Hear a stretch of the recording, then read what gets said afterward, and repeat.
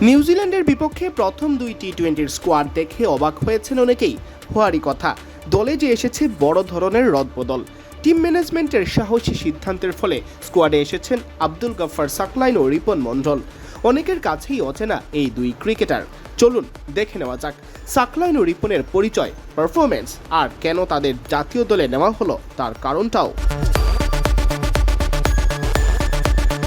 বাংলাদেশ ক্রিকেটের টুকিটাকি খবরও যারা রাখেন তাদের কাছে আব্দুল গাফফার সাকলাইন মোটেও অচেনা নন।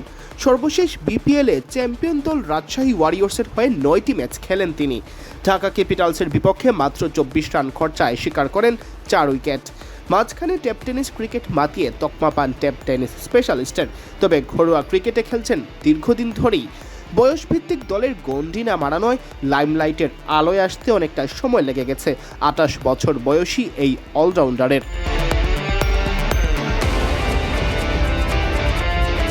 বিপিএলের নিলামে 14 লাখ টাকা ভিত্তিমূল্য থাকলেও সাকলাইনের দাম ওঠে 44 লাখ টাকা। এশিয়া কাপ রাইজিং স্টারসেও নজর কেড়েছিলেন। বলে রাখা ভালো, শুধু পেস বোলিং দিয়েই নয়, সাকলাইন অবদান রাখেন ব্যাট হাতেও। বিশেষ করে টি-20 ফরম্যাটে দ্রুত রান তুলতে তার জুড়ি নেই। দারুণ সব স্লোয়ার আর নিয়ন্ত্রিত বোলিংয়ের পাশাপাশি তার কেমিও বাংলাদেশ দলে রাখতে পারে বড় অবদান। বিশেষ করে বেন স্টোকস বা ক্রিস ওকস ঘরানার জুৎসই অলরাউন্ডার না থাকার যে আক্ষেপ, তাই মেটাতে পারেন সাকলাইন।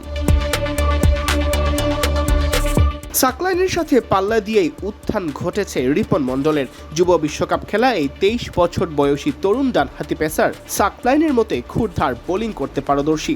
তুলনামূলকভাবে তিনি বেশি আলোচিত। নাম দিয়েছিলেন বিগ ব্যাশের ড্রাফটেও। বিপিএলে তিনি ছিলেন সাকলাইনের সতীর্থ, অর্থাৎ চ্যাম্পিয়ন রাজশাহীর সদস্য। বয়সভিত্তিক থেকেই রিপন মণ্ডল আলোচিত নাম। আগ্রাসী বোলিং আর টানা বল করার ক্ষমতা তাকে অন্যদের চেয়ে আলাদা করেছে। লাল বলেও নিজের প্রতিভার ছাপ রেখেছেন।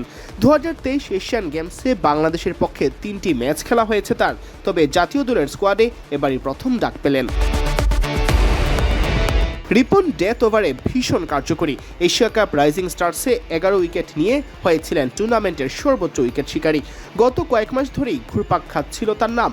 তার জাতীয় দলের সুযোগ পাওয়াটাই মোটেও চমক জাগানো ঘটনা নয়। টি-20 স্কোয়াডে তাসকিন আহমেদ, নাহিদ রানা ও মুস্তাফিজুর রহমানকে বিশ্রাম দেওয়া হলেও স্কোয়াডে আছেন তানজিম হাসান সাকিব, শরীফুল ইসলাম ও মোহাম্মদ সাইফুদ্দিন।